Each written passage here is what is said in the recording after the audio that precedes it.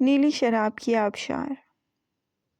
Tehran پہنچے تو شیخ صاحب نے مشورہ دیا، بچوں، پانیسا بلوچستان اول درجے کی جگہ ہے، وہیں قیام کیا جائے۔ اسٹیشن سے باہر نکلے ایک ٹیکسی ڈرائیور نے پاکستانی برادر کا نعرہ لگایا اور پھر بسم اللہ پڑھ کر ہمارا سامان ٹیکسی کی چھت پر رکھ دیا۔ ٹیکسی اسٹارٹ ہوئی اور ایک جھٹکے سے تہران کی ٹریفک میں گڈمڈ ہو گئی۔ خیابان ناصر خسرو تک کے 2 میلوں میں ڈرائیور نے ٹریفک کے ہر اصول کی خلاف ورزی کی اور سڑک کے تمام دوسرے مکینوں کا شجرہ نصب فرفر سنایا۔ یوں لگتا تھا جیسے وہ گرینڈ پری ریس میں حصہ لینے کی مشق کر رہا ہو۔ میں نے ڈرتے ڈرتے شیخ صاحب سے پوچھا، یہ خپتی تو نہیں؟ انہوں نے مجھے کچوکا دیتے ہوئے جواب دیا، بیٹے یہ تہران ہے، یہاں سب چلتا ہے۔ اس بھلے مانس نے تو ایک آدھ کار کو گزرنے کا رستہ بھی دے دیا ہے۔ پانیسا بلوچستان، جس کا قدیمی نام مسافر خانہ اطمینان نو تھا، بس یوں ہی سی جگہ تھی۔ ہم کپڑے بدل کر باہر جانے کے لیے تیار ہوئے تو شیخ صاحب نے ایک اور نادر مشورے سے نوازا، بچوں، سب سے پہلے بازار حسن کی سیر کو چلا جائے۔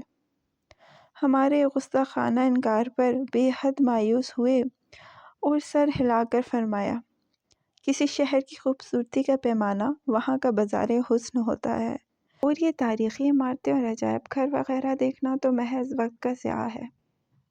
ہم وقت ضائع کرنے کے لیے جب باہر نکلے تو شام ہو چکی تھی۔ ہلکی کوہر میں تہران کی لاتعداد روشنیاں جھلملا رہی تھیں۔ میدان سپاہ کو پار کر کے ہم خیابان فردوسی پر آ نکلے، جس کے آخری سرے پر شاعر فردوسی کا مجسمہ شاہنامہ کی جھیل تھامے ایک ایسے تہران پر نظر ڈال رہا تھا جو اس کے شاہان کے ایران سے کتنا مختلف تھا۔ قدیم و جدید کے درمیان صدیوں کے فاصلے تھے۔ منی اسکرٹ اور شیک ہیئر ڈو والی فراغ ذہن گدگدی لڑکیاں، پیئر گارڈن کے جدید ترین سوٹوں میں ملبوس اتراتے نوجوان، ہر کونے پر آب جو خون دستیاب، سنیما، نائٹ کلب، کیبرے، ایک سیلے نور۔ ہم خیابان خیابان گھومے، سنیما ہندی دیکھا جس کے مکالمے فارسی میں تھے اور گانے اردو میں، ایک ہوٹل سے کھٹی لسی پی اور چلو کباب کھائے، لامبے اور نفیس چاول، تازہ مکھن اور گرم گرم کباب۔ باہر نکلے، سڑک پر ایک صاحب نے کار روک لی۔ کہاں چلیے گا؟ ہم نے تکلف برتنا چاہا۔ وہ مصر ہو گئے، سو ان کا دل رکھنے کے لیے بیٹھ گئے اور ہوٹل کا پتہ بتا دیا۔ تہران کے بازاروں میں ابھی تک رونق تھی، اور فردوسی کا مجسمہ آسکر وائلڈ کے ہپی پرنس کے مجسمے کی مانند اداس اور تنہا کھڑا تھا۔ ہوٹل پہنچ کر ہم نے اپنی فارسی لغت کے تمام الفاظ شکریہ کے روپ میں ڈھال دیے، لیکن کار والے صاحب شاید ہماری بات سمجھ نہ سکے۔ برائے کرم 4 تومان کرایہ ادا کر دیجیے۔ معلوم ہوا تہران میں اکثر لوگ فارغ اوقات میں اپنی کاروں پر مسافر ڈھونڈنے کا کام بھی کرتے ہیں۔ دفتر جاتے ہوئے کسی کو بٹھا لیا تو سارے دن کی چائے کا خرچہ پورا ہو گیا۔ سنیما سے واپسی پر اکثر سواری مل جاتی ہے، چلو ٹکٹ کے پیسے پورے ہو گئے۔ یہ طریقہ زائد آمدنی کا ذریعہ بھی ہے اور لوگوں کو سہولت بھی رہتی ہے۔ چنانچہ ہم نے کرایہ ادا کیا اور ہوٹل میں چلے آئے۔ دوسری صبح میں نے سکھدیپ کو فون کیا۔ وہ فوراً اپنی اسپورٹس کار میں میرے ہوٹل پہنچ گیا اور نہایت تپاک سے ملا۔ ولایت میں سکھدیپ اور میں ایک ہی کالج میں زیر تعلیم تھے۔ دراز قد، ہنسمکھ اور مخلص ہونے کے علاوہ اس میں سکھوں کی تمام خصوصیات کوٹ کوٹ کر بھری تھیں۔ سکھدیپ کے والد مہاراجہ پٹیالہ کے خاندان سے تعلق رکھتے تھے اور عرصہ دراز سے ایران میں کاروبار کے سلسلے میں سکونت پذیر تھے۔ ولایت سے واپسی ہوئی تو وہ ہمیشہ عید اور نوروز کی مبارکباد کا کارڈ بھیجتا۔ یار بڑی سرپرائز دی ہے تم نے، مجھے اطلاع تو کر دیتے، اس نے اپنی گھنی داڑھی میں انگلیوں سے کنگھی کرتے ہوئے کہا۔ آخر مسلح ہو پیارے سردار جی، ان انجانی ملاقاتوں کا کچھ اور ہی مزہ ہے۔ اچھا چھوڑو ان باتوں کو، میں تمہیں آج تہران کی سیر کراؤں گا، بولو کیا دیکھو گے؟ گلستان پیلس میں تخت طاؤس کے بارے میں کیا رائے ہے؟ تخت طاؤس ہمارا تھا، غیر کے قبضے میں اپنی چیزیں دیکھ کر مجھے خوشی نہیں ہوتی، میں نے جواب دیا۔ اچھا پھر بیٹھو کار میں، اور پھر واہے گرو جو کرے سو کرے۔ سکھدیپ نے کار سٹارٹ کی اور میدان سپا سے نکال کر شاہ رضا کی طرف موڑ دی۔ موسم بے حد خوشگوار تھا اور آسمان ایک ایرانی شاعر کے الفاظ میں نیلی شراب کی آبشار۔ تھوڑی دیر میں ہم زرین تہران سے نکل کر شمران کی طرف جا رہے تھے۔ تہران کا یہ حصہ کوہ دماوند کے پہلو میں واقع ہے اور باقی شہر سے 2000 فٹ بلند ہے۔ سخت گرمیوں میں جب خیابان فردوسی تپنے لگتا ہے تو شمران میں بہار کا موسم ہوتا ہے۔ پر رونق بازار اور بلند عمارتیں پیچھے رہ گئیں تو فضا میں موٹروں کے ہارن اور شہری ہنگاموں کے شور و غل کے بجائے سڑک کے پہلو میں گنگناتی ندی کا شور، انگنت پرندوں کی چہچہاہٹ اور پہاڑی چشموں کی نظر رل ابھرنے لگی۔ خون کی بتدریج بڑھ رہی تھی۔ سڑک کے دونوں طرف پھولوں کے تختوں اور گھنے سرسبز چناروں کی قطاریں تھیں۔ ہم اس پرپیچ سڑک پر کوئی موڑ موڑتے تو یوں محسوس ہوتا جیسے گھنے چنار ہمارا راستہ روک لیں گے۔ ان کی شاخیں ہمارے عین اوپر آپس میں یوں گتھی ہوئی تھیں کہ سبزے اور خنکی کی ایک سرنگ سی بن گئی تھی۔ خنک ہوا کا تھپیڑا آتا اور چنار کے سرخی مائل چوڑے پتے ہماری کار پر بارش کے قطروں کی طرح برسنے لگتے۔ سکھدیپ نے دربند کے بلو آرڈنیو میں کار پارک کی اور ہم ایک پتھریلی چٹان میں سے تراشی ہوئی سیڑھیاں طے کر کے ایک پرفضا اوپن ایئر ریسٹورنٹ میں آ گئے۔ جو میز ہم نے منتخب کی اس کے ساتھ ہی ایک پہاڑی چشمہ ابل رہا تھا۔ تمام میزوں کے وسط میں آرائش کے لیے گلدانوں کے بجائے رنگ برنگے ننھے منھے پرندوں کے پنجرے رکھے تھے۔ ماحول سراسر رومانوی تھا۔ میں نے سکھدیپ کی گھنی داڑھی اور بسنتی پگڑی کی طرف دیکھا۔ وہاں دوستی اور خلوص کے جذبات تو تھے مگر رومان۔ کیا پیو گے؟ سکھدیپ نے لہرا کر پوچھا۔ اس پر بھی ماحول کا اثر ہو چکا تھا۔ تحصیل پھلیاں کی کھٹی لسی جو تہران میں بھی ملتی ہے۔ اوئے، اس نے برا سا منہ بنایا، ابھی تک مسلح ہو؟ تم بھی تو سکھ کے سکھ ہی رہے، میں نے ہنس کر کہا۔ یگا پہ جو یک و جگر مرغ، اس نے ویٹر سے مخاطب ہو کر کہا۔ سکھدیپ کا فارسی لہجہ بالکل اہل ایران کی مانند تھا۔ 4 آبے جو چڑھانے کے بعد سکھدیپ موڈ میں آ گیا۔ یار تمہیں یاد ہے ہماری پہلی ملاقات کیسے ہوئی تھی؟ اس نے آبے جو کا گھونٹ بھر کر کہا۔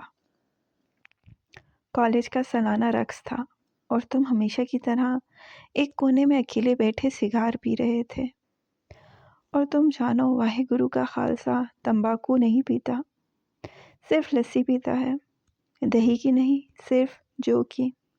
ہال کھچا کھچ بھرا ہوا تھا۔ میں نے تمہاری میز پر بیٹھنے کی اجازت چاہی تو تم نے سگار کا دھواں میرے منہ پر بکھیر دیا اور بوڑھے انگریزوں کی طرح منہ بگاڑ کر کہا، please your self old boy. ساری شام انگریزی بول بول کر میرے تو جبڑے بھی دکھنے شروع ہو گئے تھے۔ کچھ اثر لسی کا بھی تھا۔ میں نے چڑھ کر کہا، بادشاہو جے پنجابی ہوتے پنجابی اچ گل کرو، گوریاں دی بولی انگریزی دی لت کیوں توڑ دیو اولڈ بوائے؟ ہاں مجھے اچھی طرح یاد ہے، میں نے مسکرا کر کہا۔ اور پھر تم نے مجھ سے شرط لگائی کہ اگر ویلیری، جو کالج کی سب سے حسین اور مغرور لڑکی تھی، ہماری میز پر آ جائے تو تم مجھے دیسی گھی میں تلے ہوئے قیمے کے پراٹھے کھلاؤ گے۔ آہو، سکھدیپ نے خوش ہو کر کہا، اور سسری تمہارے ایک دفعہ کہنے پر اپنے مداحوں کو چھوڑ کر ہماری میز پر اٹھائی، اور میں نے تمہیں اسی رات پراٹھے کھلائے۔ بھلا میں یہ سب کچھ کیسے بھول سکتا تھا؟ ان پراٹھوں کی وجہ سے میری لینڈ لیڈی نے مجھے نوٹس دے دیا۔ نصف شب جب رقص ختم ہوا تو میں گھر واپس آ کر اپنے کمرے میں سو گیا۔ رات کے پچھلے پہر کسی نے دروازہ کھٹکھٹایا۔ میں نے بستر سے اٹھ کر دروازہ کھولا۔ لینڈ لیڈی غصے میں لال بھبوکا نائٹ گاؤن پہنے کھڑی تھی۔ تمہارا کوئی مہمان نیچے لگاتار گھنٹی بجا رہا ہے۔ رات کے اس پہر مہمانوں کو بلانا مہذب طریقہ نہیں ہے۔ میرا کمرہ صبح تک خالی ہو جانا چاہیے۔ میں نیچے گیا تو دروازے کے باہر سکھدیپ ہاتھ میں پراٹھے لیے دانت نکال رہا تھا۔ خالصے نے گھر جاتے ہی تمہارے لیے یہ دیسی گھی میں تلے ہوئے قیمے کے پراٹھے تیار کیے اور ابھی لے آیا۔ بھلا شرط پوری کرنے میں خالصہ دیری کیسے کر سکتا ہے؟ اس حادثے کے بعد میں اور سکھدیپ گہرے دوست بن گئے۔ وہ پٹیالہ طرز کی پگڑی باندھتا اور اس کے وسط میں روزانہ ایک مختلف رنگ اور حجم کا پتھر اٹکا لیتا۔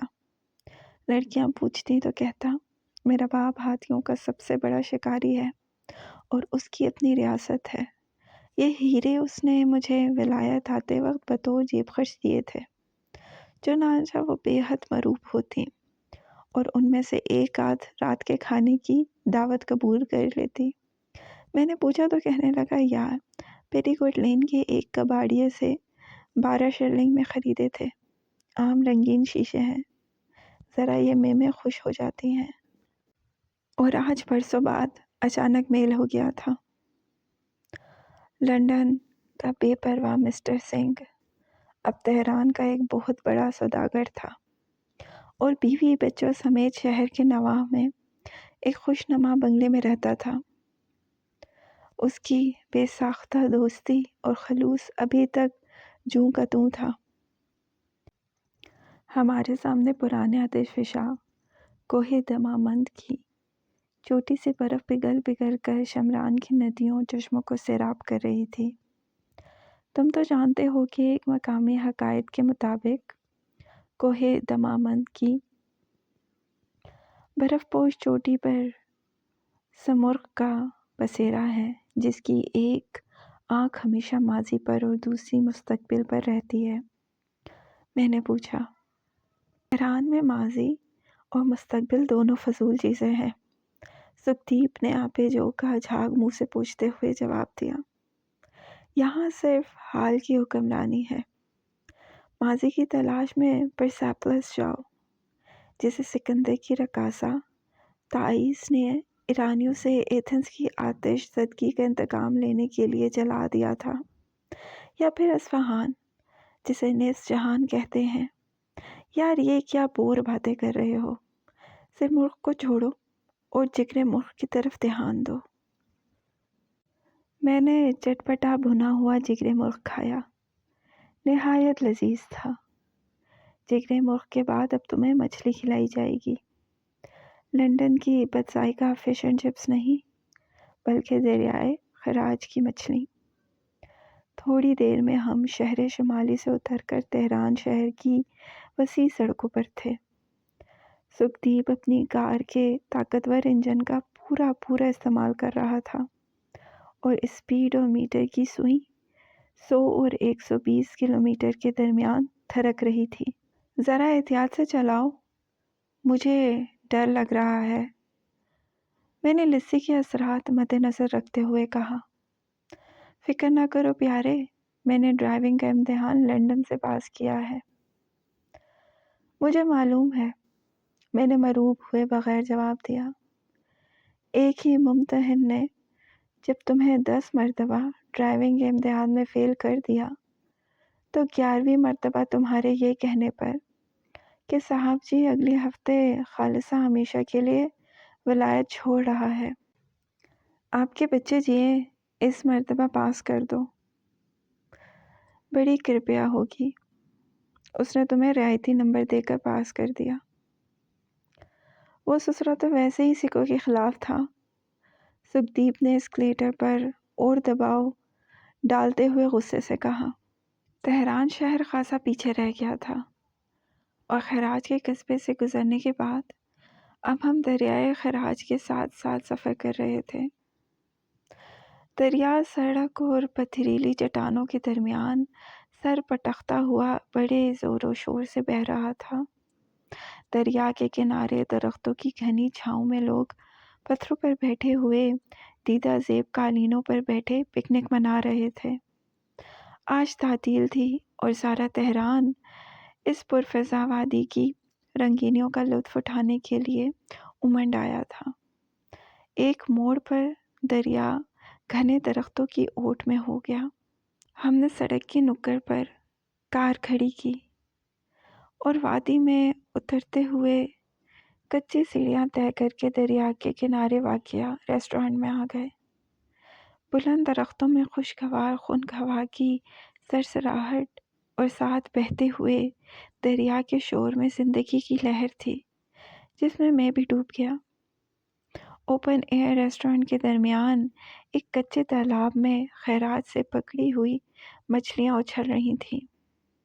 आप अपनी पसंद की मछली खुद ही पकड़िए और वेटर के हवाले कर दीजिए। वो मेज़ के साथ एक छोटा सा बावर्ची खाना इस्तदा करके आपके सामने ये मछली बड़ी नफासत और सलीके से तल देगा। हम पानी में हाथ डालते तो मछलियाँ हथेली में गुदगुदी करके फिसल जाती। चुनांचा अपने कपड़े तरबतर करने के बाद फैसला हुआ कि ये फ़र्ज़ वेटर ही पूरा करे। खाने की तैयारी के दौरान में सुखदीप ईरानी वाडका से हंस उठाता रहा। मछली खाने से बेशतर मसूड़े ज़रूर गर्म होने चाहिए और इस कार्य खैर के लिए वाडका लाजवाब चीज़ है। इन कमबख्तों के पास शिराज की अरगुनी शराब मौजूद नहीं, वरना वो इससे भी बेहतर साबित होती है। सुखदीप खासा आउट हो चुका था। रेस्टोरेंट की तमाम मेज़ें पुर थीं और अक्सर लोग जो तेहरान की ऊंची सोसाइटी से ताल्लुक़ रखते थे मैनोशी में मसरूफ़ थे। हमारे बराबर वाली मेज़ पर महफ़िल समा गर्म थी, जहाँ दरमियानी उम्र के एक खुश शक्ल और खुश पोशाक ईरानी ने शराब, शबाब और मौसीकी का पूरा इंतज़ाम कर रखा था। उसके बराबर में कुर्सियों पर 3 अधेड़ उम्र मौसीकार सर निहोरे ईरान के रिवायती साज़ बजा रहे थे। सामने एक हसीन और जमील औरत मेज़ पर कोहनियाँ टिकाए बड़ी दिलनवाजी से उसकी तरफ देखते हुए मुस्कुराए जा रही थी। पल भर के लिए सारंगी खामोश हुई। डफ पर एक तेज़ थाप पड़ी और एक मौसीकार हाथ बुलंद करके किसी आशिकिया गज़ल के अशार अलापने लगा। गज़ल का इख्तिताम हुआ तो मेज़बान मुराकबे से बेदार हुआ। अपनी महबूबा से मुखातिब होकर गज़ल का आखिरी मिसरा झूम झूम कर पढ़ा और फिर हाथ में जाम लेकर मौसीकारों के गिर्द रक़्स करना शुरू कर दिया। औरत की काली भंवर आँखें रक़्स करते हुए बेखुद ईरानी का पीछा करती और फिर वो अजब वालिहाना अंदाज से हंसने लगती।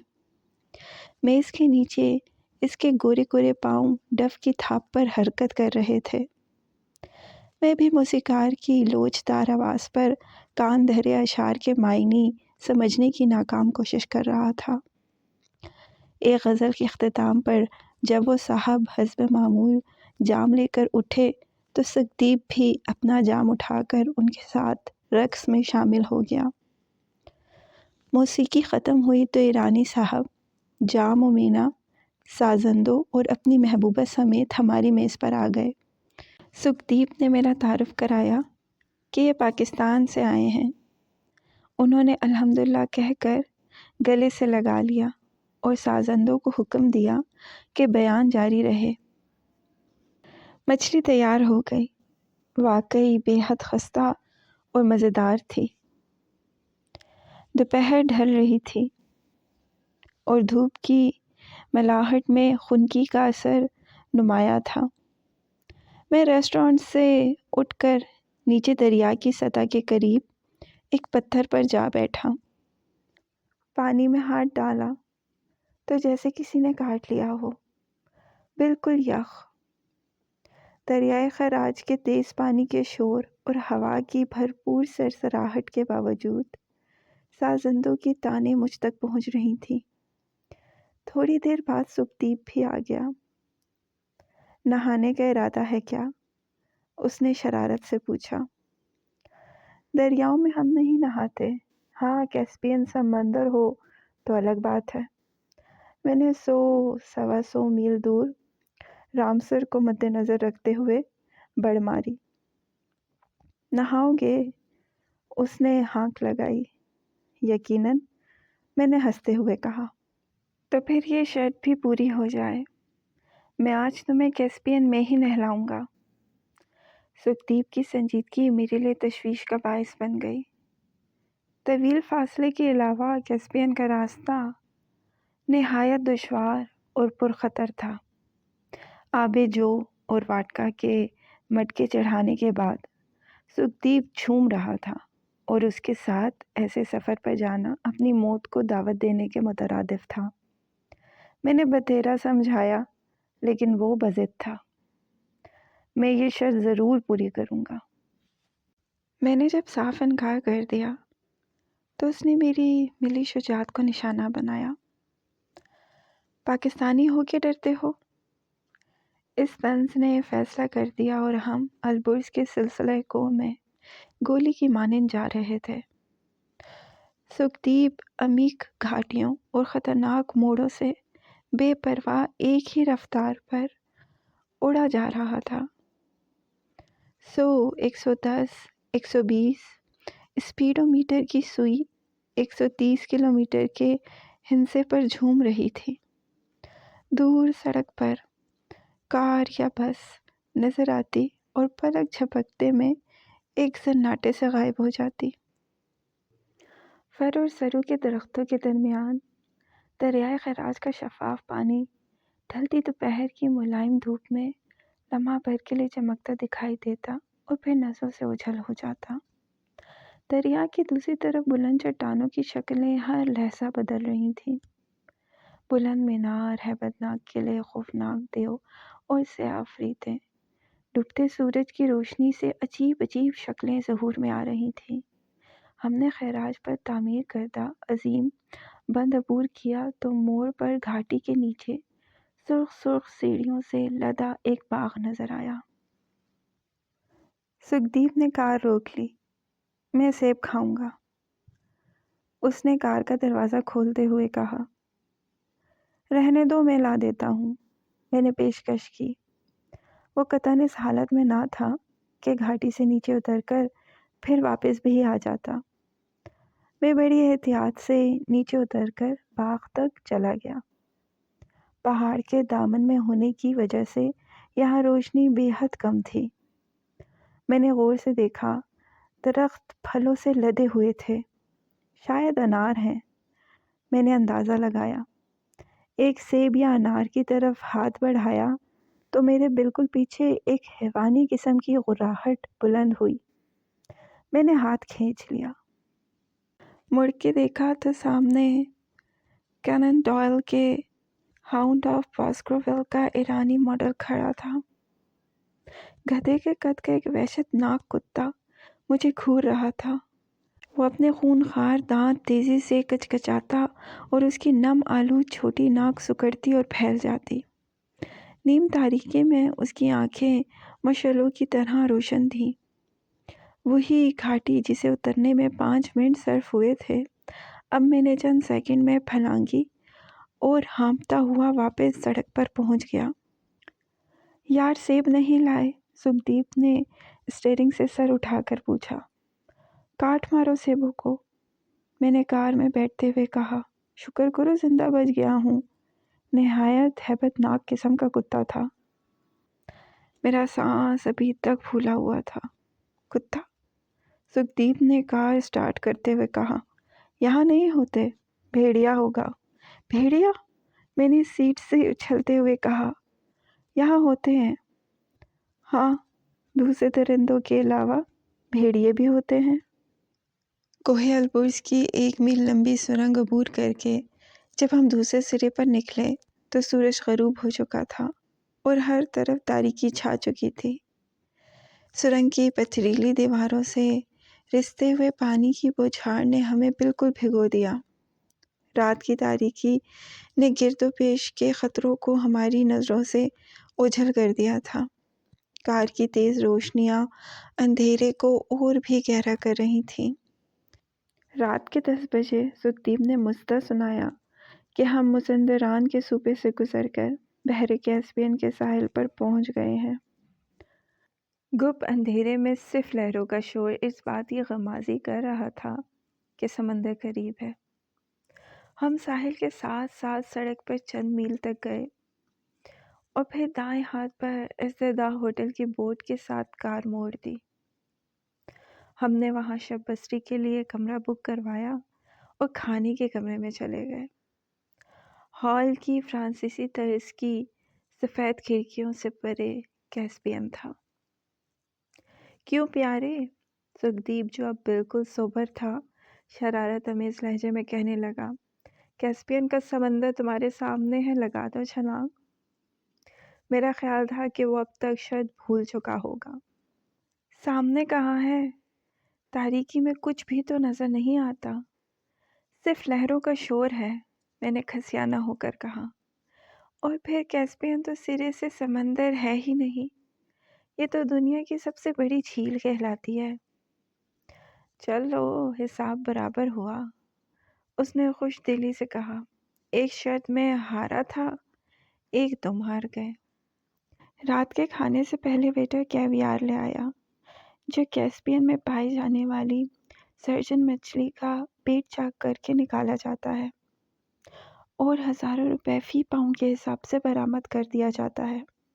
یورپ میں لوگ اسے فیشن کے طور پر کھاتے ہیں۔ مہنگی اور بدمزہ چیز، کھانا بھی سنوبری میں شامل ہے۔ آج سے کئی برس پہلے ماسکو کے کریملن میں ایک دعوت کے دوران میں پہلی مرتبہ کھانے کا اتفاق ہوا تھا، لیکن وہ کیویار اس سمندر کی دوسری طرف روسی کنارے پر تیار کیا گیا تھا۔ میں نے چکھا تو ذائقے میں ذرہ برابر فرق نہ تھا، ابھی تک مچھلی کی بو آ رہی تھی۔ ایک دم سکھدیپ کو کچھ یاد آ گیا۔ یار گڑبڑ ہو گئی ہے، اس نے پریشان ہو کر کہا۔ میری تمی تو رات کے کھانے پر میرا انتظار کر رہی ہوگی۔ میں ڈیسک سے تہران فون کیے دیتا ہوں تاکہ خواہ فکر مند نہ ہو، تم بیٹھو۔ تھوڑی دیر کے بعد واپس آیا تو کہنے لگا، یار اب واقعی گڑبڑ ہو گئی ہے۔